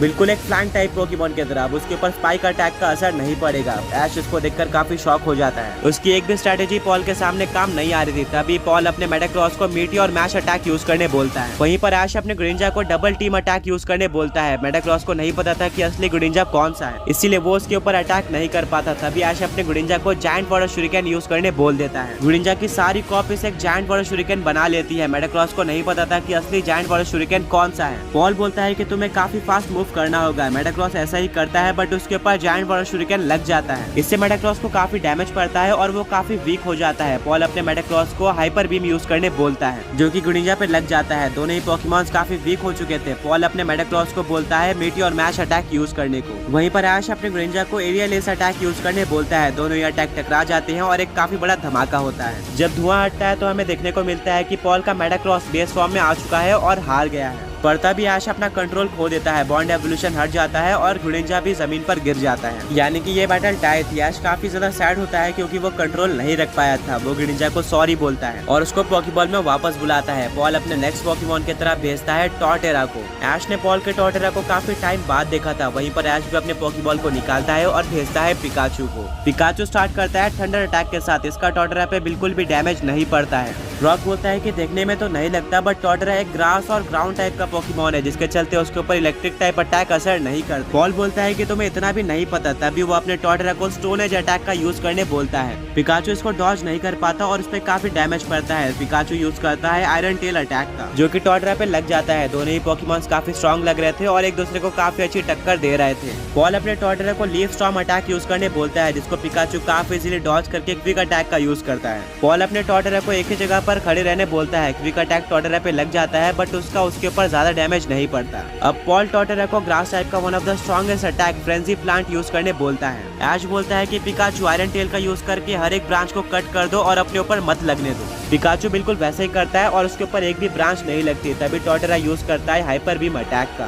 देखिए, अब टॉर्टेरा यूज करता है हाइपर बीम अटैक का, जिसको पिकाचू डॉज कर लेता है। फिर ऐश अपने पिकाचू को क्विक अटैक यूज करने बोलता है। पिछले बार की तरह इस बार भी पॉल अपने टॉर्टेरा को वहीं पर खड़े रहने बोलता है। तभी ऐश को एक स्ट्रेटेजी याद आती है और वो अपने पिकाचू को क्विक अटैक के साथ वोल्ट टैकल भी यूज करने बोलता है, जिससे उसकी स्पीड काफी ज्यादा बढ़ जाती है और वो फुल फोर्स से जाकर टॉर्टेरा पे टकराता है, जिससे टॉर्टेरा को काफी डैमेज पड़ता है और वो जमीन पर गिर जाता है। पॉल अपने टॉर्टेरा को क्रंच अटैक यूज करने बोलता है और जैसे ही टॉर्टेरा पिकाचू के पास आता है, पिकाचू आयरन टेल का यूज कर देता है, जो कि सीधा उसके माउथ के अंदर लगता है। इससे टॉर्टेरा को काफी डैमेज पड़ जाता है और पॉल अपने टॉर्टेरा को लीफ स्टॉर्म यूज करने बोलता है। पिकाचू काउंटर शील्ड का यूज करके लीफ स्टॉर्म से बच जाता है। पॉल इसको देखकर काफी ज्यादा शॉक हो चुका था, क्योंकि उसने काफी टाइम बाद ऐश के किसी पोकेमॉन को काउंटर शील्ड यूज करते हुए देखा था। वो बोलता है कि क्या तुम अभी भी ये टेक्निक यूज करते हो? ऐश बोलता है कि हाँ, और इस टेक्निक ने मुझे काफी सारी बैटल जिताई है, इवन इंपॉर्टेंट बैटल जैसे कि पोकेमॉन वर्ल्ड चैंपियनशिप में। पॉल ऐश से काफी ज्यादा इंप्रेस होता है, बट वो ऐश को चांस नहीं देना चाहता था, इसीलिए वो टॉर्टेरा को स्टोन एज यूज करने बोलता है। पिकाचू उसको डॉज करने जाता है, बट आखिरी में उसके ऊपर ये अटैक लग जाता है, जिससे पिकाचू को काफी डैमेज पड़ता है।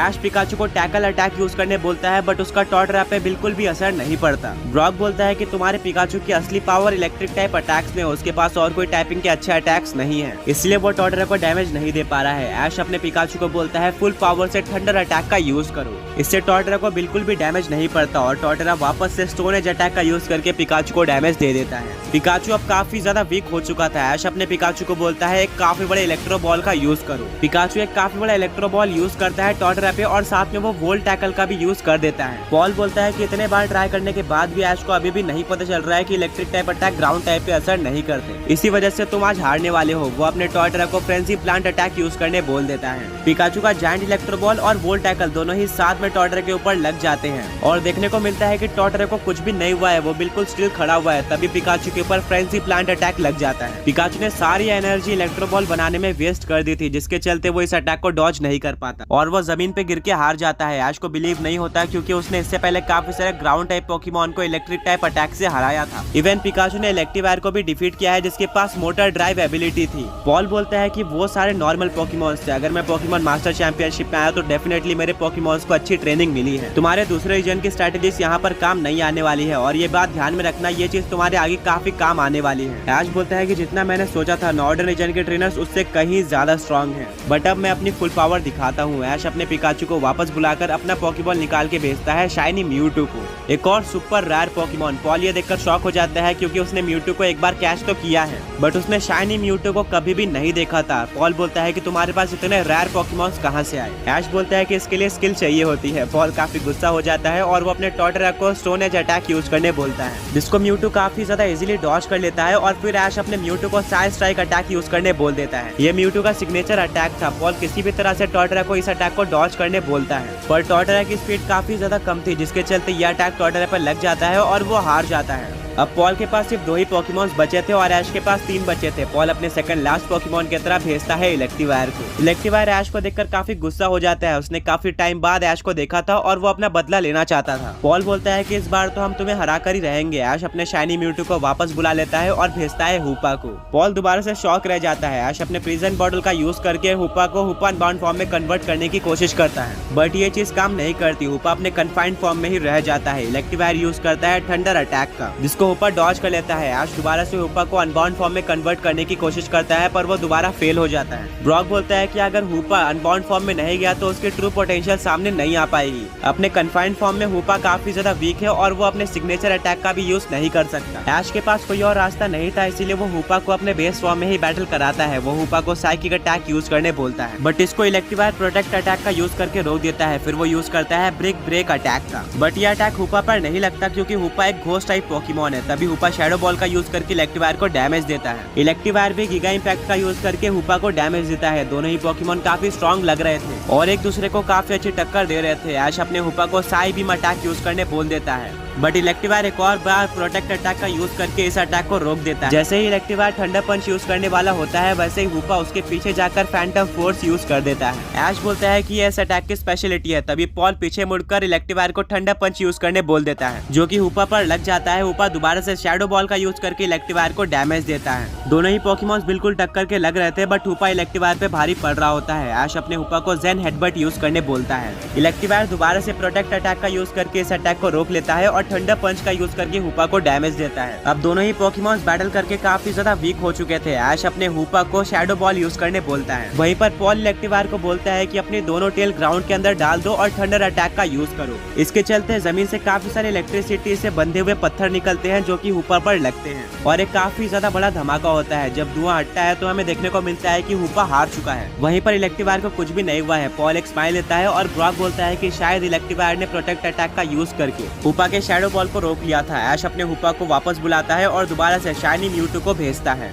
ऐश अपने म्यूटू को साइकिक अटैक का यूज करने बोलता है, जिससे वो इलेक्टिवायर को कंट्रोल करके जमीन पे पटक देता है, जिससे इलेक्टिवायर को काफी ज्यादा डैमेज पड़ता है। फिर ऐश बोलता है चलो इस बैटल को खत्म करते हैं, साइड स्ट्राइक अटैक का यूज करो। पॉल अपने इलेक्टिवायर को प्रोटेक्ट अटैक का यूज करने बोलता है, बट इस बार म्यूटू का अटैक काफी ज्यादा स्ट्रॉन्ग था। वो बैरियर को तोड़ते हुए इलेक्टिवायर पर लग जाता है, जिससे इलेक्टिवायर को काफी ज्यादा डैमेज पड़ता है। और फिर फाइनली म्यूटू एक शैडो बॉल का यूज करके इलेक्टिवायर को पूरी तरह से डोमिनेट करके हरा देता है। पॉल बोलता है कि मैं काफी कम पोकेमॉन को स्ट्रॉन्ग बोलता हूँ, बट मानना पड़ेगा तुम्हारा म्यूटू काफी ज्यादा स्ट्रॉन्ग है। अभी तक मैं उसको डैमेज भी नहीं दे पाया हूँ, बट अब उसको डैमेज पड़ने वाला है। पॉल अपने इलेक्टिवायर को वापस बुलाता है और भेजता है अपने पायरोफ्लेम को। ये वही पोकेमॉन था जिससे ऐश और उसके फ्रेंड्स टेंपल में मिले थे। पायरोफ्लेम काफी तेज रोर करता है, जिससे पूरी जमीन हिल जाती है। पॉल बोलता है कि ये नॉर्दर्न रीजन का एक लेजेंडरी पोकेमॉन है। अब देखते हैं कि तुम इसको कैसे हराते हो। ऐश अपने म्यूटू को दोबारा से साइड स्ट्राइक अटैक यूज करने बोलता है। पॉल बोलता है कि इस बार नहीं ऐश, और वो अपने पायरोफ्लेम को प्रोटेक्ट अटैक यूज करने बोलता है। इलेक्टिवायर के मुकाबले ये बैरियर काफी स्ट्रॉन्ग था, जिसके चलते पायरोफ्लेम पे साइड स्ट्राइक अटैक नहीं लगता है। पॉल अपने पायरोफ्लेम को फायर ब्लास्ट अटैक यूज करने बोलता है, जो कि म्यूटू पर लग जाता है और म्यूटू को डैमेज पड़ता है। ऐश म्यूटू को मिस्ट अटैक यूज करने बोल देता है, जिससे हर जगह पे फॉग आ जाती है और किसी को भी कुछ भी नहीं दिख रहा होता है। म्यूटू को पता था कि अब उसको क्या करना है, वो यूज करता है फ्यूचर साइट का। वहीं पर पॉल अपने पायरो फ्लेम को व्हर्लविंड अटैक यूज करने बोलता है, जिससे पूरी फॉग गायब हो जाती है और वो यूज करता है दोबारा से फायर ब्लास्ट का।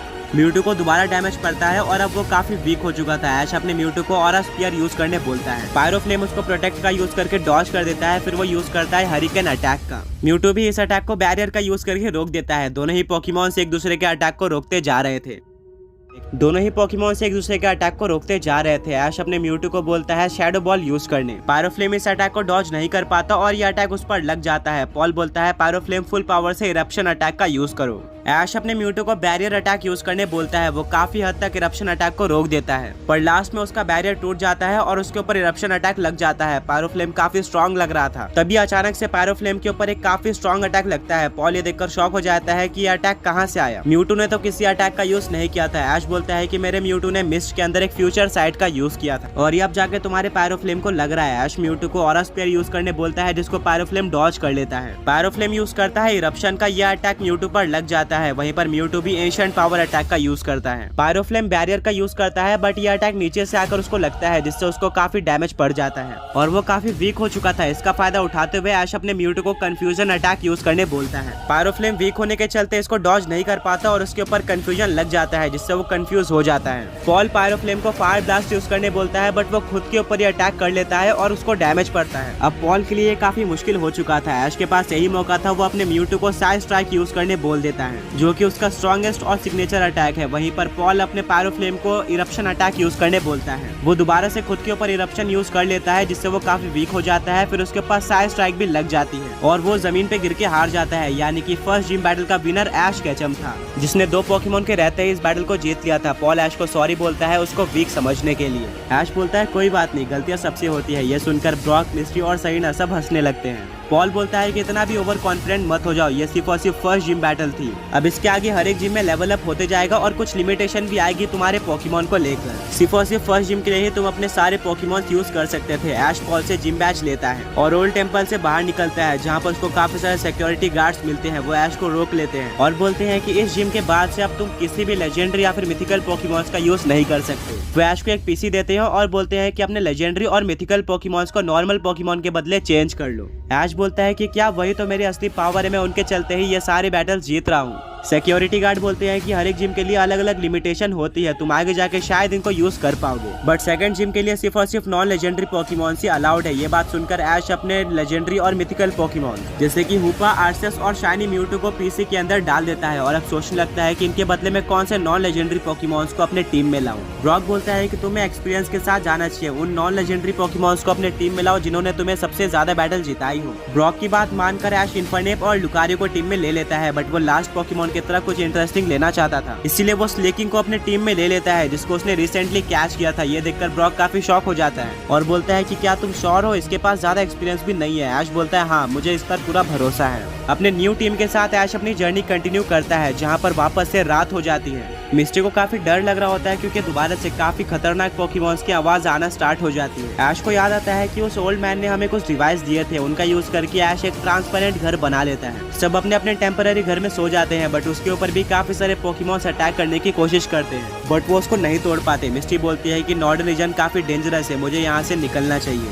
देखते ही देखते सुबह हो जाती है। ऐश और उसके फ्रेंड्स अपनी जर्नी कंटिन्यू करते हैं, जहाँ पर ऐश को एक न्यू पोकेमॉन देखने को मिलता है। उसको ये पोकेमॉन काफी ज्यादा ऑसम लगता है और ऐश उस पोकेमॉन को फॉलो करने लगता है कैच करने के लिए। वो पोकेमॉन ऐश को नोटिस कर लेता है और ऐश के ऊपर आइस बीम का यूज करके अटैक करता है। ऐश अपने स्लेकिंग को बाहर निकालता है। दोनों ही पोकेमॉन्स में बैटल स्टार्ट हो जाती है। स्लेकिंग यूज करता है हैमर आर्म अटैक का, जिसको वो पोकेमॉन डॉज कर लेता है। फिर वो एक काफी मिस्टीरियस अटैक का यूज करता है, जो कि काफी स्ट्रॉन्ग था और इस अटैक के चलते स्लेकिंग हार जाता है। ब्रॉक बोलता है कि इस अटैक को मैंने आज तक नहीं देखा, लगता है ये नॉर्डर्न रीजन का एक्सक्लूसिव अटैक है। ऐश अपने स्लेकिंग को वापस बुलाता है और भेजता है अपने सबसे ज्यादा स्ट्रॉन्ग पोकेमॉन पिकाचू को। दोनों ही पोकेमॉन्स में काफी ज्यादा अच्छी बैटल होती है, पर लास्ट में ऐश का पिकाचू काफी ज्यादा वीक हो चुका था। ब्रॉक बोलता है कि अगर एक वाइल्ड पोकेमॉन के सामने तुम्हारा सबसे strong non legendary Pokemon Pikachu survive नहीं कर पा रहा है, तो ट्रेन किए हुए स्ट्रॉन्ग नॉर्डर्न रीजन के पोकेमॉन्स के सामने तुम कैसे जीतोगे। ऐश भी इस बारे में सोचता है, पर तभी वो पोकेमॉन वही मिस्टीरियस स्ट्रॉन्ग अटैक का यूज करके पिकाचू को हरा देता है। है। ऐश काफी शॉक हो जाता है क्योंकि उसको पिकाचू को ट्रेन किए हुए पोकेमॉन भी आज तक डिफीट नहीं कर पाते थे, बट यहाँ पर कुछ वाइल्ड पोकेमॉन्स भी पिकाचू को डिफीट कर दे रहे हैं। ऐश को प्रोफेसर ओक की बात याद आती है, बट ऐश ज्यादा नहीं सोचता और वो बोलता है कि मुझे इस नॉर्डर्न रीजन के पोकेमॉन की जरूरत है, मैं इसको कैच करके ही रहूंगा, ये मेरे काफी काम आने वाला है। अब ऐश निकालता है अपने चार्जार्ड को, जिसको वो मेगा इवॉल्व कर देता है मेगा चार्जार्ड एक्स में। वाइल्ड पोकेमॉन यूज करता है आइस बीम अटैक का, जिसको चार्जार्ड अपने फ्लेम थ्रोअर का यूज करके रोक देता है। चार्जार्ड काफी स्ट्रॉन्ग लग रहा था, उसको स्ट्रॉन्ग पोकेमॉन से बैटल करना काफी ज्यादा पसंद है, इसलिए वो काफी एक्साइटेड था। ऐश अपने चार्जार्ड को फायर स्पिन यूज करने बोल देता है, जो कि उस वाइल्ड पोकेमॉन पे लग जाती है और वो पोकेमॉन बर्न हो जाता है। उसको अब हर टर्न में डैमेज पड़ेगा। ऐश अपने चार्जार्ड को फ्लेम थ्रोअर यूज करने बोलता है, जो कि उस पोकेमॉन पे लग जाता है, और उसी के बीच में ऐश का Charizard size big toss use करके उस आइस टाइप पोकेमॉन को डिफीट कर देता है। ऐश बिना किसी देरी के नॉर्डन पोकेबॉल को फेंकता है और 3 बार हिलने के बाद वो पोकेमॉन कैच हो जाता है। ये ऐश का सबसे पहला नॉर्डन पोकेमॉन था। ऐश काफी ज्यादा खुश होता है और पोकेबॉल को अपने पास रखने वाला होता है, पर तभी उसके पोकेबॉल से एक आवाज आती है और उसके पोकेबॉल के पीछे उस पोकेमॉन की इन्फॉर्मेशन लिखी हुई होती है। ये काइस और फाइटिंग टाइप पोकेमॉन था और इसका नाम कॉम्बर्ग था। ऐश उस पोकेमॉन को बाहर निकालता है। ब्रॉक बोलता है कि नॉर्डन पोकेमॉन्स को और जानने के लिए तुम्हें अपने सारे पोकेमॉन्स को इसके साथ ट्रेनिंग करवानी चाहिए, जिससे तुम और भी स्ट्रॉन्ग होंगे और इस रीजन के पोकेमॉन्स के बारे में तुम्हें और भी ज्यादा पता चलेगा। ब्रॉक की बात मानकर ऐश ये पूरा दिन ट्रेनिंग में लगा देता है। ऐश के सारे पोकेमॉन काफी ज्यादा मेहनत करते हैं और ट्रेनिंग करते करते रात हो जाती है। ब्रॉक बोलता है कि अब हमें अपना कैंप या फिर घर लगा देना चाहिए। ऐश बोलता है कि तुम लोग अपने कैंप लगा लो, बट आज मैं ट्रेनिंग करूंगा और उन वाइल्ड पोकेमॉन्स को खुद से डिफीट करूंगा, क्योंकि मैं और स्ट्रॉन्ग बनना चाहता हूँ। डेंजरस पोकेमॉन की आवाज आना शुरू हो जाती है।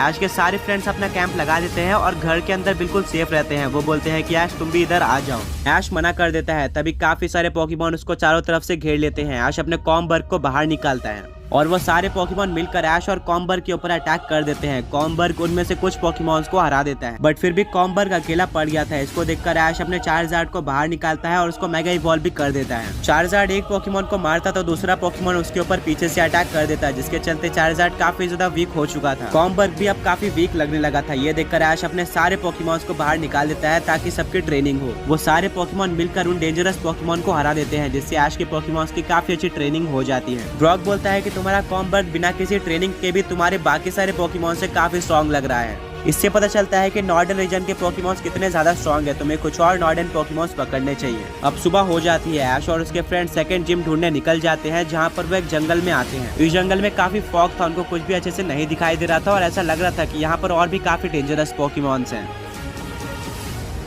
तो अब ऐश एक काफी ज्यादा फॉगी फॉरेस्ट में आ चुका था। ऐश और उसके फ्रेंड्स को आसपास कुछ भी नहीं दिख रहा होता है, हर जगह पे फॉग थी। तभी उनको लगता है कि उनके सामने से कोई पोकेमॉन गया है। वो उस पोकेमॉन को ढूंढना स्टार्ट कर देते हैं, बट उनको कोई पोकेमॉन नहीं दिखता। ऐश और उसके फ्रेंड्स को नहीं पता था कि वो कहाँ पर जा रहे हैं और सही रास्ता कौन सा है। वो बस चलते जा रहे थे और एक पॉइंट पर आकर मिस्टी बोलती है कि शायद हम घूम चुके हैं, हम कहीं पर भी चले जा रहे हैं। तभी ऐश को मिस्टी के पीछे एक छोटी बच्ची देखने को मिलती है। ऐश बोलता है मिस्टी पीछे देखो, हम घूम चुके हैं और तुम कुछ भी बोले जा रहे हो। तभी ऐश के ऊपर से एक मिमिक्यू फ्लोट करके जाता है। ऐश अपने फ्रेंड्स को ये सब बताता है, बट कोई भी उसके ऊपर बिलीव नहीं करता। वो बोलता है कि ये मिमिक्यू नॉर्मल मिमिक्यू से काफी अलग दिख रहा था और ऐसा लग रहा है कि मैंने इस मिमिक्यू को देख रखा है। तभी वो सब नोटिस करते हैं कि वहाँ पर सरीना मिसिंग है। ऐश, ब्रॉक और मिस्टी सरीना को ढूंढना स्टार्ट कर देते हैं, बट उनको कुछ भी नहीं दिख रहा था। वो बिल्कुल हेल्पलेस थे, वो किसी भी तरह से सरीना को नहीं ढूंढ सकते थे। ऐश अपने चार्जार्ड को, वहीं पर ब्रॉक अपने क्रोबैट को बाहर निकालता है और वो उनको विंग से इस फॉग को हटाने का ट्राई करने बोलते हैं, बट वो फॉग नहीं हटती है। तभी यार ऐश को दोबारा से वो घोस्ट गर्ल देखने को मिलती है। इस बार वो ब्रॉक के पीछे थी, बट इस बार भी ऐश के ऊपर कोई भी बिलीव नहीं करता है। तभी सरीना की काफी तेज चिल्लाने की आवाज आती है। आवाज को फॉलो करते हुए ऐश और उसके फ्रेंड्स एक काफी बड़े पत्थर के पास पहुंच जाते हैं, जहां पर 4 ट्रेनर्स उनके पास जंप करके आते हैं। वहां पर वो मिमिक्यू और घोस्ट गर्ल भी आ जाती है। ऐश बोलता है कि मैंने तुम्हें पहले भी देख रखा है। वो 4 ट्रेनर्स बोलते हैं अच्छा तुम ऐश केचम हो, सेकंड जिम में तुम्हारा स्वागत है। ऐश बोलता है कि यहाँ पर 4 ट्रेनर्स क्या कर रहे हैं, जिम बैटल में तो सिर्फ एक ही ट्रेनर होता है। वो ट्रेनर्स बोलते हैं कि यही नॉर्डर्न रीजन की स्पेशलिटी है, यहाँ पर काफी सारी यूनिक चीजें हैं जो कि बाकी रीजन में नहीं होती है। और अब तुम्हें सेकंड बैटल के लिए हम 4 ट्रेनर से बैटल करना होगा। तुम बैटल एक्सेप्ट करते हो तो हम तुम्हें रूल्स बताएंगे, और अगर तुम इस बैटल को जीत लेते हो तभी हम सरीना को छोड़ेंगे। ऐश बोलता है कि बट उससे पहले मैंने तुम सबको देख रखा है। वो ट्रेनर्स बोलते हैं हाँ हमने भी देख रखा है। और वो 4 ट्रेनर्स होते हैं अगाथा, एसरोला। वो ट्रेनर्स बोलते हैं हाँ हमने भी देख रखा है। और वो 4 ट्रेनर्स होते हैं अगाथा, एसरोला, एलिस्टर और फीबी। चारों ही घोस्ट टाइप ट्रेनर्स थे और वो इस जंगल में आने वाले सारे ट्रेनर्स को काफी ज्यादा डराया करते थे। ऐश इस बैटल को बिना किसी देरी के एक्सेप्ट कर लेता है। फिर वो ऐश को रूल्स बताते हैं। वो बोलते हैं कि इस बैटल में हम 4 ट्रेनर्स एक साथ तुमसे से बैटल करेंगे, बिल्कुल एक डबल बैटल की तरह। हम चारों ट्रेंस दो पोकेमॉन का यूज कर सकते हैं और हम चारों ट्रेंस के पोकेमॉन एक साथ तुम्हारे एक पोकेमॉन से बैटल करेंगे। यानी कि हाँ, तुम एक टाइम पे सिर्फ एक ही पोकेमॉन को निकाल सकते हो जो कि हमारे 4 पोकेमॉन से बैटल करेगा, और तुम इसमें अपने सारे 6 पोकेमॉन्स का यूज कर सकते हो। इसमें लेजेंडरी और मिथिकल पोकेमॉन्स अलाउड नहीं है। ये one of the hardest challenge था जो कि ऐश ने आज तक फेस किया है, बट वो इस चैलेंज को एक्सेप्ट कर लेता है। अगाथा अपने सबसे पहले पोकेमॉन की तरह भेजती है हॉन्टर को, वहीं पर एसरोला निकालती है शपेट को, एलिस्टर कर्सोला को निकालता है, वहीं पर फीवी शेडनिंजा पोकेमॉन को निकालती है। ब्रॉक बोलता है कि ये सारे के सारे घोस्ट टाइप पोकेमॉन है, तुम्हें इसका एडवांटेज लेकर अपने ग्रीनिंजा को चूज करना चाहिए, क्योंकि वो एक डार्क टाइप पोकेमॉन है और उसके डार्क टाइप अटैक इन सारे पोकेमॉन पर सुपर इफेक्टिव होंगे और तुम्हें एडवांटेज मिलेगा। ऐश अपने ग्रीनिंजा को बाहर निकालता है, वो बैटल को वाटर शुरिकेन के साथ स्टार्ट करता है, पर चारों पोकेमॉन उस अटैक को डॉज कर लेते हैं और चारों मिलकर ग्रीनिंजा के ऊपर अटैक करना स्टार्ट कर देते हैं। ग्रीनिंजा अगर एक के ऊपर अटैक करने जाता तो बाकी 3 पोकेमॉन उसके ऊपर पीछे से अटैक कर देते थे, जिसके चलते ग्रीनिंजा काफी वीक होते जा रहा था। ब्रॉक बोलता है कि ये तुम्हारे लिए काफी हार्ड होने वाला है, तभी ग्रीनिंजा बॉन्ड इवॉल्व हो जाता है ऐश ग्रीनिंजा में। ऐश बोलता है कि ग्रीनिंजा शपेट के ऊपर डार्क पल्स अटैक का यूज करो, जिसको शपेट डॉज नहीं कर पाती और उसको काफी डैमेज पड़ता है। फिर ग्रीनिंजा वाटर शुरिकेन अटैक का यूज करके शपेट को डिफीट कर देता है। बाकी 3 पोकेमॉन ग्रीनिंजा के ऊपर अटैक करते रहते हैं, जिससे उसको और भी ज्यादा डैमेज होता रहता है। एसरोला अपने शपेट को वापस बुलाती है और भेजती है घोस्ट और फायर टाइप पोकेमॉन मिमिक्यू को। ये वही मिमिक्यू था जिसको ऐश ने पहले फॉरेस्ट के अंदर देखा था। ऐश अपने ग्रीनिंजा को डार्क पल्स अटैक यूज करने बोलता है मिमिक्यू पर मिमिक्यू इस अटैक को डॉज कर लेती है, बट उसके पीछे ही कर्सोला होता है जिसके ऊपर जाके डार्क पल्स लग जाता है और कर्सोला हार जाती है। एलिस्टर अपने कर्सोला को वापस बुलाता है और भेजता है सिनिस्ट्री पोकेमॉन को। ग्रीनिंजा ने 2 पोकेमॉन हरा चुके थे, अब ऐश अपने ग्रीनिंजा को जायंट वाटर शुरिकेन यूज करने बोलता है शेडनिंजा पर, जिससे काफी ज्यादा बड़ा धमाका होता है। पर धमाके के बाद देखने को मिलता है कि शेडनिंजा को कुछ भी डैमेज नहीं पड़ा है। ब्रॉक बोलता है कि शेडनिंजा एक काफी यूनिक पोकेमॉन है, इसके पास सिर्फ एक ही एचपी होती है, यानी कि इसके ऊपर अगर कोई अटैक लग गया तो ये एक ही अटैक में हार जाएगी, बट इसके पास वंडर गार्ड एबिलिटी होती है, जिसके चलते इसके ऊपर सिर्फ और सिर्फ सुपर इफेक्टिव अटैक लगते हैं। शेडनिंजा यूज करती है मेटल क्लॉ अटैक का, जो कि ग्रीनिंजा के ऊपर लग जाता है, पर तभी ग्रीनिंजा डार्क पल्स का यूज करता है, जो कि शेडनिंजा पर सुपर इफेक्टिव था। अब कोई चांस ही नहीं था शेडनिंजा बच पाए, क्योंकि उसके पास एक ही एचपी थी। तो शेडनिंजा भी हार जाती है। ऐश काफी ज्यादा खुश हो जाता है क्योंकि ग्रीनिंजा ने ही उसका आधा काम कर दिया था, बट फीबी बोलती है कि इतना भी खुश मत हो जाओ। वो अपने शेडनिंजा को वापस बुलाती है और भेजती है डस्ट नॉयर पोकेमॉन को। ग्रीनिंजा डस्ट नॉयर के ऊपर डार्क पल्स अटैक यूज करने की कोशिश करता है, पर तभी गेंगार आके ग्रीनिंजा की स्पिरिट बाहर निकाल देता है। ये देखकर ऐश काफी ज्यादा शॉक हो जाता है। ब्रॉक ने भी ऐसा पहली बार अपने जर्नी में देखा था, और अब क्योंकि ग्रीनिंजा के बॉडी में सोल नहीं थी तो ग्रीनिंजा नीचे गिर के हार जाता है। ऐश ग्रीनिंजा को पोकेबॉल के अंदर वापस बुलाने की कोशिश करता है, बट वो पोकेबॉल के अंदर नहीं आता। तभी अगाथा बोलती है रुको, और वो हंटर को ऑर्डर देती है कि ग्रीनिंजा की स्पिरिट वापस से उसके बॉडी के अंदर डाल दो, जिससे ग्रीनिंजा वापस से खड़ा हो जाता है। बट वो बैटल में ऑलरेडी हार चुका था, जिसके चलते ऐश अपने ग्रीनिंजा को वापस बुलाता है और भेजता है इन्फरनेप को। इन्फरनेप के आते ही हंटर दोबारा से इन्फरनेप की सोल निकाल लेता है, जिससे इन्फरनेप भी तुरंत हार जाता है। ऐश ये देखकर काफी ज्यादा शॉक हो जाता है, क्योंकि वो बैटल में काफी अच्छा परफॉर्म कर रहा था, बट अचानक से ये बैटल पलट गई है। अगाथा बोलती है कि बच्चे तुम यहाँ पर हार मान सकते हो, तुम दोबारा ट्रेनिंग करके वापस बैटल कर सकते हो, बट अभी के लिए तुम शायद हमारे इतने स्ट्रॉन्ग नहीं हो। हंटर दोबारा से इन्फरनेप के अंदर स्पिरिट डाल देता है और ऐश इन्फरनेप को वापस बुलाता है। अब ऐश अपने चार्जार्ड को बाहर निकालता है और बाहर निकालते ही वो चार्जार्ड को ऊपर उड़ने बोल देता है। हंटर दोबारा से चार्जार्ड की स्पिरिट बाहर निकालने आ रहा था, बट इस बार वो चार्जार्ड की स्पिरिट नहीं निकाल पाता। पर तभी मिमिक्यू पीछे से चार्जार्ड के ऊपर शैडो बॉल अटैक कर देती है, वहीं से डस्ट क्लॉप भी सामने से शैडो बॉल कर देता है, जिससे चार्जार्ड काफी ज्यादा इंजर्ड होकर नीचे गिर जाता है। ऐश अपने चार्जार्ड को बोलता है कि डस्ट नॉयर के ऊपर साइस्मिक टॉस यूज करो। चार्जार्ड डस्ट नॉयर के पास जाता है, बट वो उसको पकड़ नहीं पाता। ब्रॉक बोलता है कि तुम इस गलती को कितनी बार करोगे। Fighting type attack ghost type पे असर नहीं करते, तुम्हें टाइप वीकनेसेस पर ध्यान देना होगा। ऐश अपने चार्जार्ड को सिनिस्ट्री के ऊपर फ्लेम थ्रोअर यूज करने बोलता है, जिसको सिनिस्ट्री डॉज कर लेती है, पर तभी पीछे से चार्जार्ड ड्रैगन टेल अटैक का यूज कर देता है सिनिस्ट्री पे, जिससे सिनिस्ट्री हार जाती है। एलिस्टर के दोनों पोकेमॉन हार चुके थे, यानी कि वो बैटल से बाहर हो चुका था। अब ऐश की बैटल 3 ट्रेनर्स के साथ थी। एलिस्टर तीनों ट्रेनर्स को गुड लक बोलता है और वो ब्रॉक और मिस्टी के साथ जाकर बैटल देखने लगता है। ऐश के लिए सबसे बड़ी प्रॉब्लम अगाथा थी, क्योंकि उसने अभी तक अगाथा के एक भी पोकेमॉन को डिफीट नहीं किया था, और ऐश के दोनों ही पोकेमॉन्स को अगाथा के हॉन्टर ने हराया था। ऐश अपने चार्जार्ड को फायर स्पिन यूज करने बोलता है हॉन्टर पे, जो कि हॉन्टर पे लग जाता है, जिससे हॉन्टर को डैमेज पड़ता है, साथ में वो बर्न भी हो जाता है, यानी कि उसको हर टर्न में डैमेज पड़ेगा। हॉन्टर चार्जार्ड की स्पिरिट निकालने की कोशिश करता है, बट इस बार चार्जार्ड भागता नहीं है, बल्कि ड्रैगन टेल का यूज कर देता है, जिससे हॉन्टर को काफी ज्यादा डैमेज पड़ता है और वो हार जाता है। फाइनली ऐश ने हॉन्टर को हरा दिया था। अगाथा बोलती है कि तुम काफी ब्रेव हो, बट अब मेरे इस पोकेमॉन का सामना करके दिखाओ। वो अपने हॉन्टर को वापस बुलाती है।